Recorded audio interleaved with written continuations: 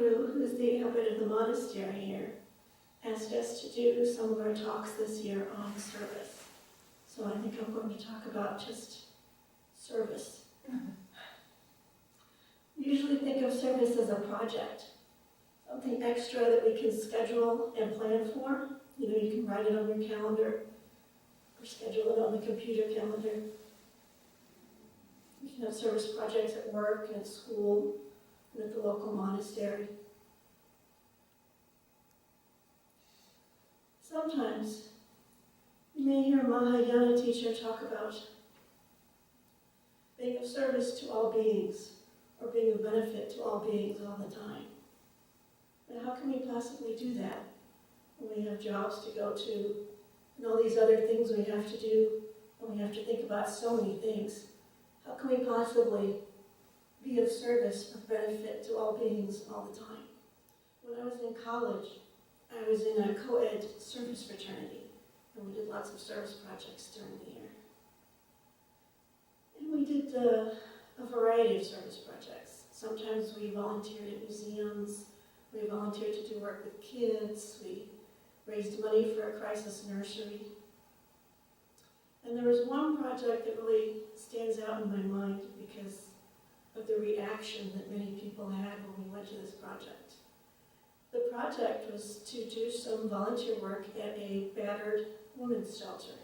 This is a shelter for women who are coming out of abusive relationships and they need someplace to go live for a while. And we didn't really know what we were going to do when we got there. So we got there and they told us what they really needed us to do was to help clean the house. They wanted us to mop floors and clean the toilets and clean the windows and do all these kinds of things. And some people were very unhappy about that. They said, well, I can clean the toilet at my own house, so I don't have to come here to clean the toilet. Or they said, all these women are here and they don't have anything to do because they have to stay here all the time. Why aren't they cleaning? And other people, however, just got right to work and started cleaning or doing whatever needed to be done. Some people were so offended they actually left.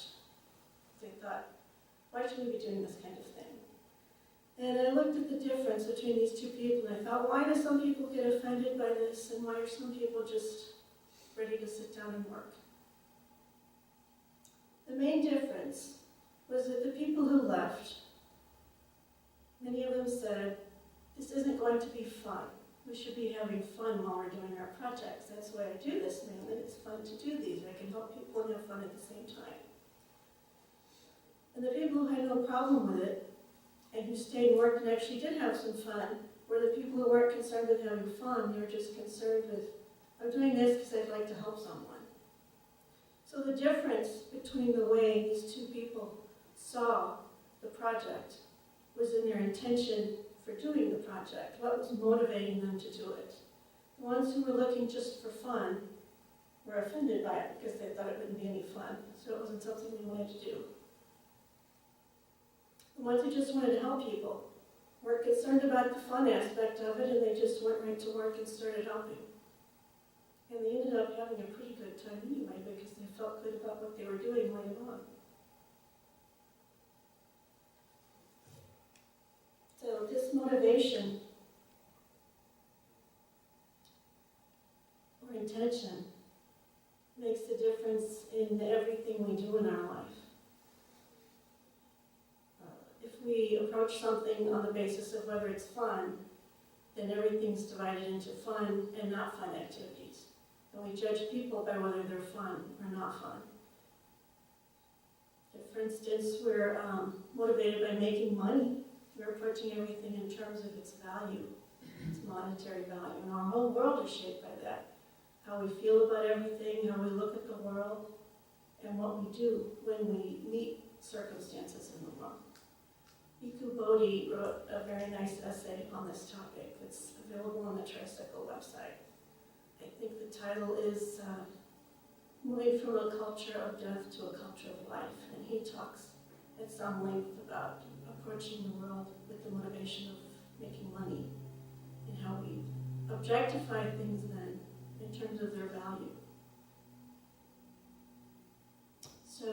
attention that we have. It doesn't just affect the way we look at the world, it affects the way we look at the people and the other beings in the world, and how we think of them, and what we think they are for, and what we think we should be doing with them also.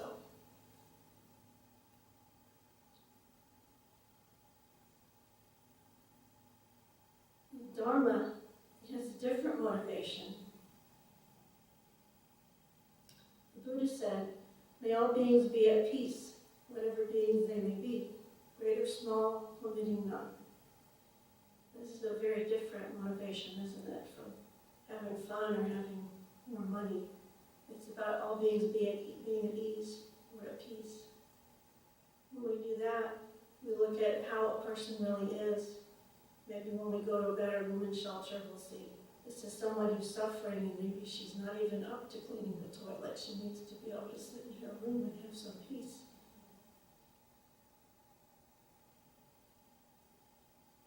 This is different from a lot of other spiritual practices too. I mean, we're not worrying about going to hell or going to heaven or pleasing a god or whatever. We're just worrying about other beings being at ease.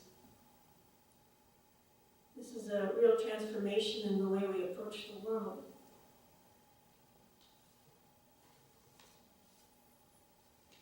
And we find that we're happy if we see someone is at ease, and if we've been able to help someone find some peace, maybe by not cutting someone off in traffic.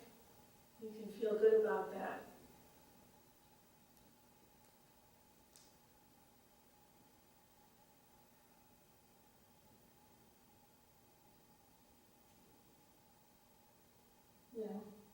In Buddhism, of course, we're concerned with attaining nirvana or attaining enlightenment. So when we talk about all beings being at ease and being a benefit to all beings, does that mean we have to go up to people in the store and ask if they have found Buddha?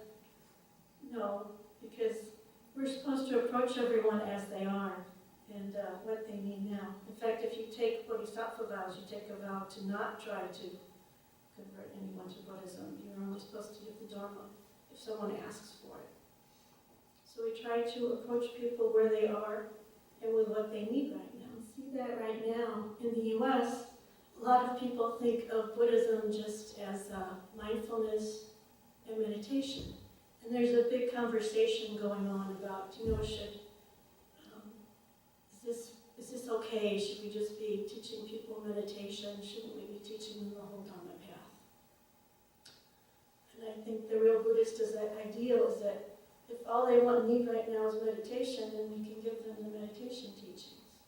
And hopefully they'll come and want more, and we make that available to them. But we don't say you have to accept the Buddha as your teacher in order to get any teaching from us at all about meditation.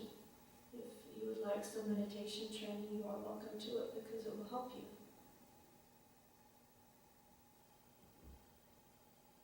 So we give people what they need right now and what they are ready for right now. We don't try to make them do something else or be something else right now. We look at what they need right now in terms of finding their peace or ease. And for a lot of people who have their daily suffering and anxiety and anger and fear, meditation and mindfulness can be very helpful. And that's great.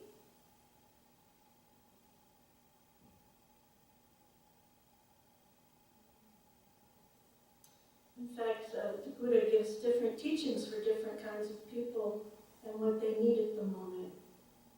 He gives talks to householders where someone will ask a question like, I'm having horrible trouble with my daughter. What should I do with her? What should I do? And he gives them a response that is in response to their situation. He doesn't tell them, oh, just forget about it all and find enlightenment. He knows that what they're asking for at that moment is some help with this situation, and that's what he gives them. He doesn't try to push or pull someone to some place that they're not ready for.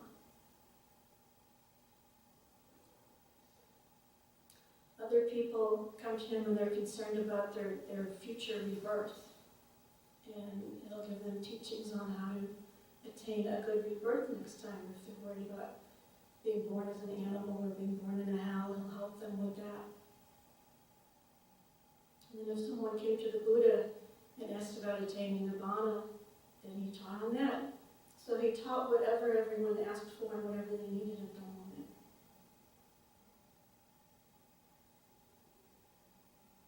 I think this is a lot like what you do if you're a parent. This day was originally scheduled to be the Children's Day, so my talk is tilted a little bit towards parents who have children. But this is a lot like what we do as parents. You may have ideas before your child is born or when he's growing up that you want him to be an engineer. And maybe all he's interested in is painting pictures. Is it good to force him to be an engineer when he wants to paint pictures? Probably not, because if he just wants to paint pictures, maybe he can be a great artist. In fact, that statement I made at the beginning, may all beings be at ease, is from the Metta Sutta. Later on in the Metta Sutta it says, like the love of a mother for her child, her only child. So even the Buddha recognized this is like what a person does as a parent. It's a love that's unconditional and suited to what the child needs. There's a very nice practice we can do to help us develop this view towards other people. And you've probably heard the first part of it before. The first two parts actually are to think of your parents and how good they've been. And hopefully you've had good parents. If not, you can think of someone else who's been nice to you. And you think of how good they've been, and how much respect you have for them, and how much admiration and how much gratitude you have to them for the good things they've done for you. And when you really develop that feeling, then you think that everyone in some other life has been my parent. And if you don't believe in rebirth, then you can think about, what if everyone were my parent? Every person I see was my parent. And that helps you to begin to think of them in a better way, as someone who's helpful to you, as someone who loves you, as someone who has done good things for you that you don't even know about. The next part of it is to think about a child. And this is easiest if you've had a child, perhaps. If you think back to when your baby was born, and it's such a precious little thing, and you held your baby in your arms, and you knew everything for the baby depended on you. The baby was completely in your hands, and you felt like your whole life was going to revolve around this child, and you were ready to do anything at all for this baby. Anything it needed, you would be there. And then you stop and think, in every past life, I've had other children, probably. In these other lives, every being that exists in the world has been my baby at some time or another. And if you can't think of that, just think how everyone has been a baby. You know, everyone we see has been a baby at some point and has needed someone to love them and care for them that way. Think of everyone as having been your baby and as being your child. And it changes the way you look at them.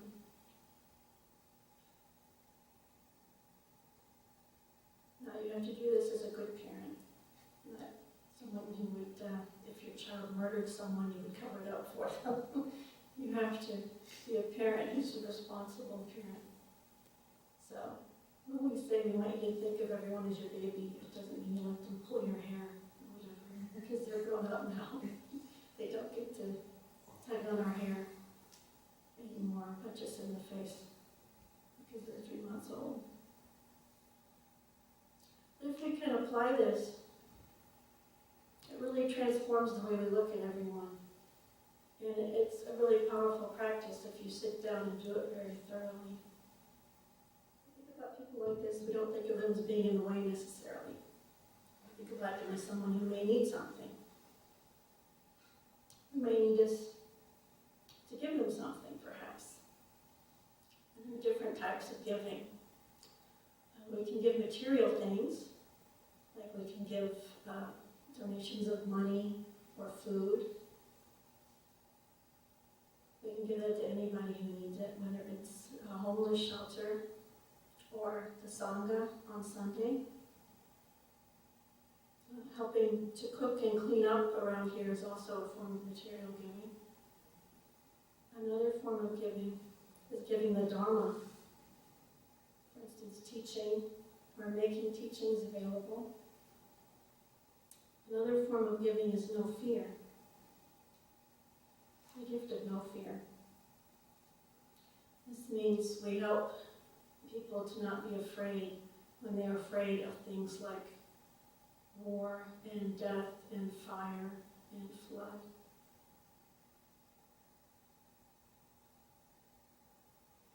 We can give these kinds of gifts both internally and externally. That means we're giving them in our hearts and our minds as well as doing them physically. So sometimes maybe someone is on the other side of the world and you know you can't help them, but you can think of helping them. You can have good thoughts for them. Even if you can't afford to send money to the Red Cross or something, you can still hope that they are better.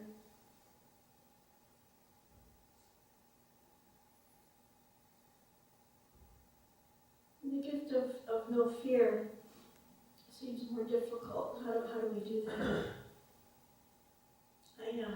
I have a relative who was in the Vietnam War who did not want to be there, and he doesn't like to talk about it.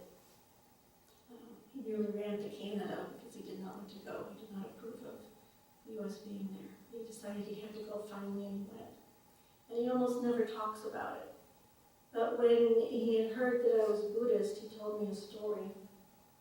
And he said that he had heard other soldiers in Vietnam see something similar. But he was in a gun battle, and he and the troops he was with were in one patch of trees, and their enemy was in another patch of trees. And there was a rice field in the middle. And they were shooting back and forth at each other all day. They couldn't even see each other. They just kept shooting and shooting. And you sat there afraid that you were going to be shot at, and you couldn't tell if you were going to be shot because you couldn't see the bullets coming because they were so far away. And while they sat there shooting, they saw a line of monks coming from far away, walking down a path. And they kept coming and coming, and they kept shooting because they figured the monks are going to stop before they get there. But they didn't stop. They kept coming and coming and coming. And gradually everyone stopped shooting because they were looking at the monks that were walking into the middle of this firefight. And the monks walked right down the middle. And they all stopped shooting, and they just watched the monks. And the monks walked through, and they went away, and everyone watched them. And then the rest of the day they didn't shoot at each other.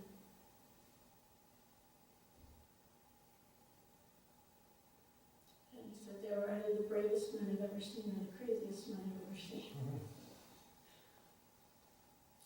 But by doing this, by walking like that, they stopped this shooting, even if it was only for a day. And they gave both those sides a day to just sit there. The rest of the day they sat there, they were quiet. They weren't shooting. They weren't afraid of dying at any moment. That's a very impressive gift of no fear. But no fear doesn't have to be that dangerous a situation. I think we can give the gift of no fear fairly easily. I have a daughter who's sleeping downstairs because she's very sleepy today. But when she was younger, she used to take swimming lessons. And these were homeschool swimming lessons during the day. And a lot of the people who homeschool are fundamentalist Christians. And some of them have never met a Buddhist before, or anyone from any other religion, really. So one day we were at the swim class, and the kids were all off in the pool, and one of the moms I had not met before, who was new, was introducing herself and saying hi to everybody. And we said hi, and then she asked me where I went to church. And I said, oh, I go to a Buddhist temple that's outside of Augusta. And she said, what? Buddhist, so I go to a Buddhist monastery for services. And she said, oh. And she looked very shocked and horrified. She said, oh. And she backed away. And she actually turned around and left very quickly. And I thought, well, what do I do now? Maybe I should have said, I could have just said I don't go to church. It's easier, isn't it? You don't have to talk to anybody about it, and maybe they won't be so offended. But I did not think it would be good to chase her down and follow her. That might just make her more upset. She might think I was trying to bring her to the dark side or something. So I let her go. And she just sort of avoided me. We had swimming every week for the next few weeks. She just sort of avoided me. And I think about a month went by, 5 or 6 weeks maybe. And she came up to me again. And she said, I've been watching your daughter Renee. She's really very nice. And I said, well, thank you. And she said, she's so kind. She's respectful of all the other children. And I see when one of the kids looks like they're having trouble, she comes over and she helps them. That's really wonderful. And I said, thank you. She's a very good kid. And she said, is that part of your religion to be that way? And I said, well, yes, we try to be respectful of everyone and to be kind and compassionate with everyone. And she said, oh, that's great. You've done a wonderful job with her. She's a really great kid. And I said, well, thank you. Now, it's years later, and I occasionally run into her at other events. And she'll come running up to me and say hi. And she'll bring her friends over and say, this is my friend Sherrie, she's Buddhist. They're really nice people. So she went from being afraid of the Buddhist teaching, people who follow the Buddhist teaching, to thinking it's a great thing. And I don't think we did anything special to do that. I didn't follow her around. I didn't try to make her see a difference. She just watched a child who was Buddhist and saw how the child behaved. And she realized, well, this child must come from a good practice because she's a good kid and her behavior is good. So, just by following the teachings and being a nice person like we'd like to be, sometimes that's enough to make people not be afraid of things about us, like that we follow the Dharma. Because there are a lot of people in America who are afraid of many things from other countries. They're not familiar with foreign things. They think other things might be bad just because they're not American. And just by going out into the world and being a decent person, we can bring the gift of no fear to other people. And this helps us, because people won't be afraid of us. They'll come up and say hi instead of run away. And it also helps the Dharma, because people won't be concerned when they hear that there are bald people nearby wearing robes that look funny. They won't be afraid of that, and they won't be concerned about it. So I think that's something important we can do, just by being a good person. And you can give the gift of no fear to the Dharma. There's a lot of fear in the world today.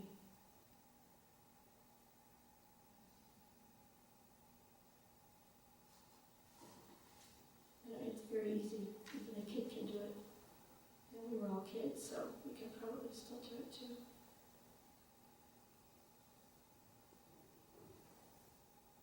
I think this also helps us to avoid the kind of thing Bhikkhu Bodhi talks about in his essay online. And then it helps us to not objectify people in terms of money, or fun, or helping me do what I want to do. So, if we approach things with this motivation, may all means be at ease. We're doing some good for ourselves, which can make us feel better. We're doing good for other people, which makes them feel better.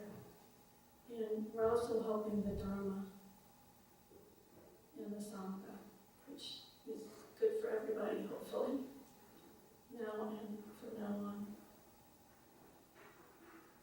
So my talk's a little short today, but that's it. Thank you.